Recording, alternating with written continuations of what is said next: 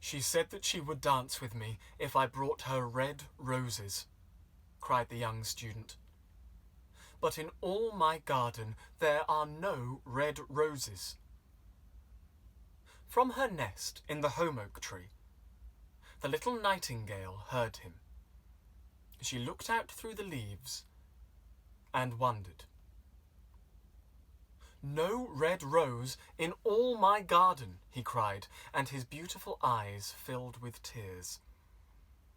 "Oh, on what little things does happiness depend?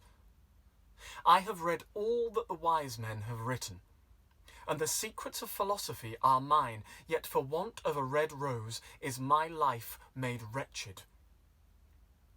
Here, at last, is a true lover," cried the little nightingale.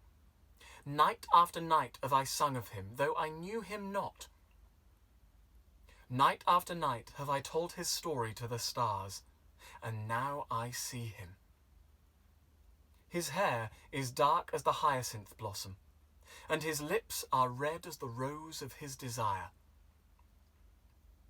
But passion has made his face like pale ivory, and sorrow has set her seal upon his brow."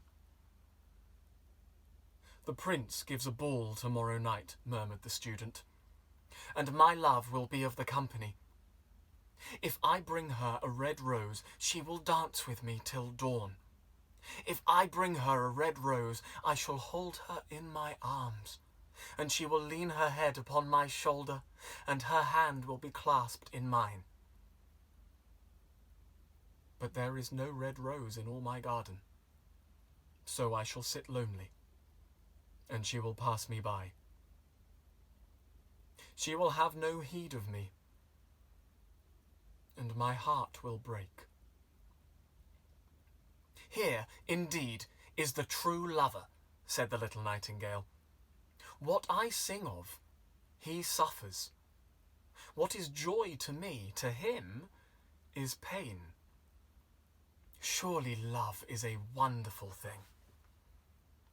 It is more precious than emeralds, and dearer than fine opals. Pearls and pomegranates cannot buy it, nor is it set forth in the marketplace. It may not be purchased of the merchants, nor can it be weighed out in the balance for gold. The musicians will sit in their gallery," said the young student, "and play upon their stringed instruments, and my love will dance to the sound of the harp and the violin. She will dance so lightly that her feet will not touch the floor, and the courtiers in their gay dresses will throng around her. But with me she will not dance, for I have no red rose to give her." And he flung himself down on the grass and buried his face in his hands and wept. "Why is he weeping?" asked the little green lizard as he ran past with his tail in the air. "Why indeed?" said a butterfly who was fluttering about after a sunbeam. "Why indeed?" whispered a daisy to his neighbour in a soft, low voice. "He is weeping for a red rose," said the nightingale. "For a red rose?" they all cried. "How very ridiculous!" And the little lizard, who was something of a cynic, laughed outright. But the nightingale understood the secret of the student's sorrow, and she sat silent in the oak tree and thought about the mystery of love. Suddenly, she spread her brown wings for flight and soared into the air.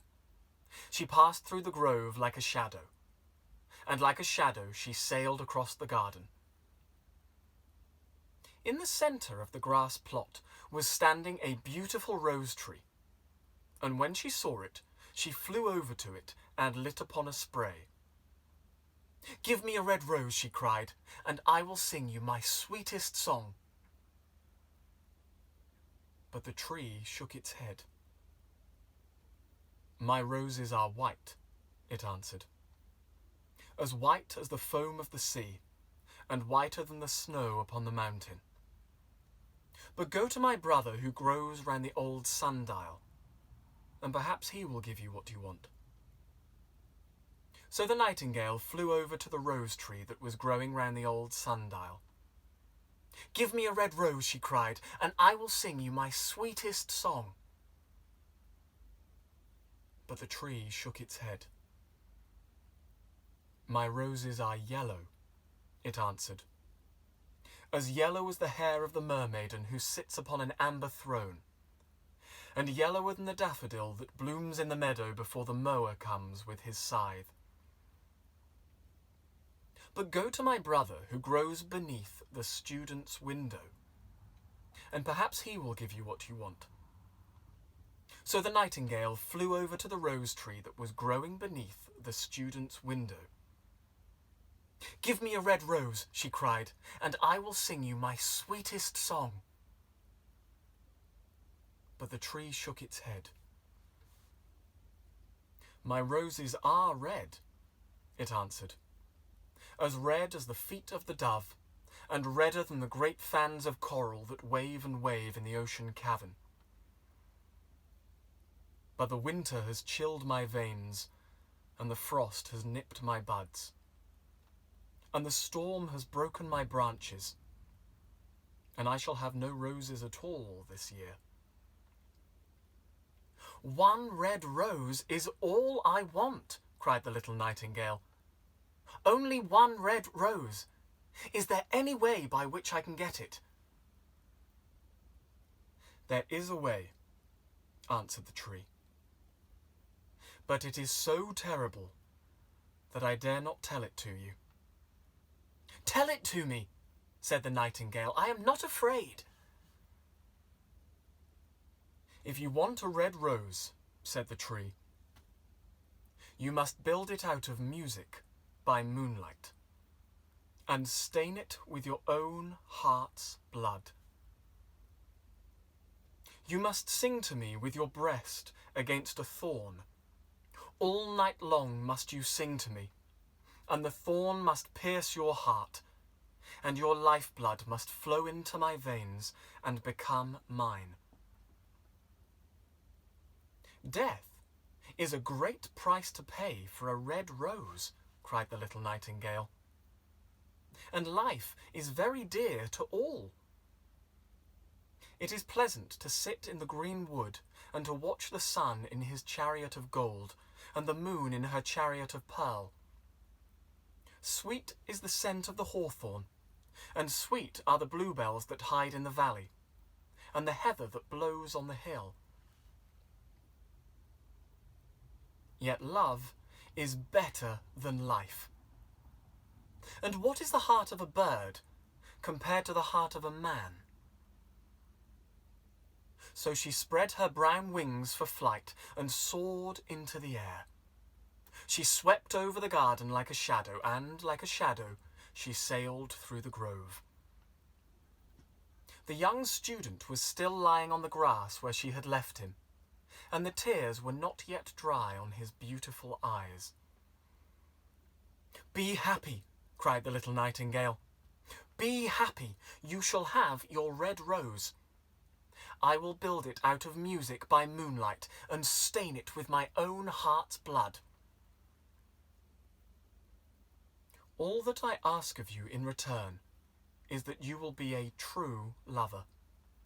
For love is wiser than philosophy, though she is wise, and mightier than power, though he is mighty.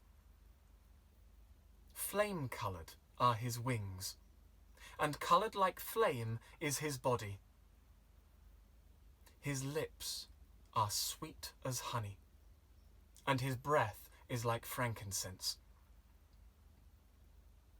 The student looked up from the grass and listened, but he could not understand what the nightingale was saying to him, for he only knew the things that are written down in books. But the oak tree understood and felt sad, for he was very fond of the little nightingale who had built her nest in his branches. "Sing me one last song," he whispered. "I shall feel very lonely when you are gone." So the nightingale sang to the oak tree, and her voice was like water bubbling from a silver jar. When she had finished her song, the student got up and pulled a notebook and a lead pencil out of his pocket. "She has form," he said to himself as he walked away through the grove. "That cannot be denied her. But has she got feeling? I am afraid not. In fact, she is like most artists. She is all style, without any sincerity. She would not sacrifice herself for others. She thinks merely of music, and everybody knows that the arts are selfish.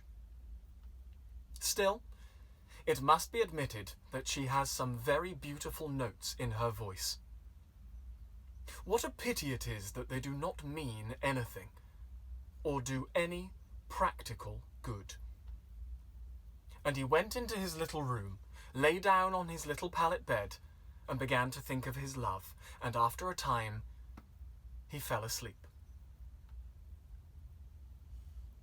And when the moon shone in the heavens, the nightingale flew to the rose tree, and set her breast against the thorn. All night long she sang with her breast against the thorn, and the cold crystal moon leaned down and listened. All night long she sang, and the thorn went deeper and deeper into her breast, and her lifeblood ebbed away from her. She sang first of the birth of love in the heart of a boy and a girl. And on the topmost spray of the rose tree there blossomed a marvellous rose. Petal followed petal, as song followed song. Pale was it, at first, as the mist that hangs over the river, pale as the feet of the morning, and silver as the wings of the dawn. As the shadow of a rose in a mirror of silver, as the shadow of a rose in a water pool, so was the rose that blossomed on the topmost spray of the tree. But the tree cried to the nightingale to press closer against the thorn. "Press closer, little nightingale," cried the tree, "or the day will come before the rose is finished." So the nightingale pressed closer against the thorn, and louder grew her song. For she sang of the birth of passion in the soul of a man and a maid. And a delicate flush of pink came into the leaves of the rose, like the flush in the face of the bridegroom when he kisses the lips of the bride. But the thorn had not yet reached her heart, so the rose's heart remained white, for only a nightingale's heart's blood can crimson the heart of a rose. And the tree cried to the nightingale to press closer against the thorn. "Press closer, little nightingale," cried the tree, "or the day will come before the rose is finished." So the nightingale pressed closer against the thorn, and the thorn touched her heart. And a fierce pang of pain shot through her. Bitter, bitter was the pain, and wilder grew her song, for she sang of the love that is perfected by death, of the love that dies not in the tomb. And a marvellous rose became crimson, like the rose of the eastern sky. Crimson was the girdle of petals, and crimson as a ruby was the heart. But the nightingale's voice grew fainter, and her little wings began to beat, and a film came over her eyes. Fainter and fainter grew her song, and she felt something choking in her throat.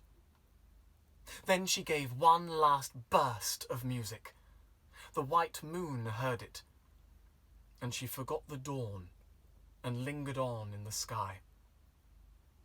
The red rose heard it and trembled all over with ecstasy, and opened its petals to the cold morning air.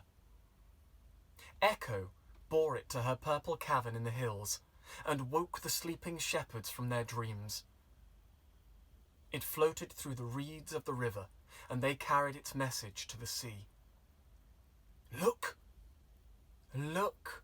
cried the tree. "The rose is finished now." But the nightingale made no answer, for she was lying dead in the long grass with the thorn in her heart. And at noon, the student opened his window and looked out.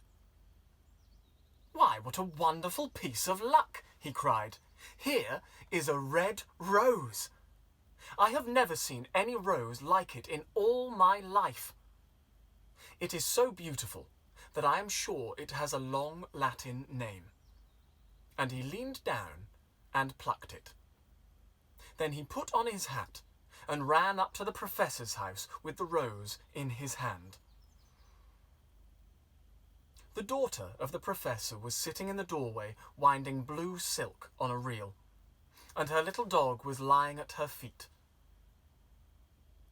"You said that you would dance with me if I brought you a red rose," cried the student. "Here is the reddest rose in all the world. You will wear it tonight next your heart, and as we dance together, it will tell you how I love you." But the girl frowned. "I'm afraid it will not go with my dress," she answered. "And beside, the Chamberlain's nephew has sent me some real jewels, and everybody knows that jewels cost far more than flowers." "Well, upon my word, you are very ungrateful," said the student angrily, and he threw the rose into the street, where it fell into the gutter, and a cartwheel rolled over it. "Ungrateful," said the girl. "I tell you what you are. You are very rude. And after all, who are you? Only a student. Why, I don't believe you even have silver buckles on your shoes, as the Chamberlain's nephew has." And she got up from her chair and went into the house. "What a silly thing love is," said the student as he walked away.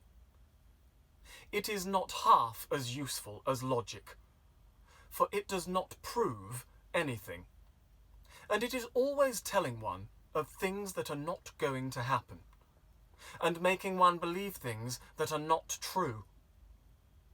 In fact, it is quite unpractical. And, as in this age to be practical is everything, I shall go back to philosophy and study metaphysics." So he returned to his room, pulled out a great dusty book, and began to read.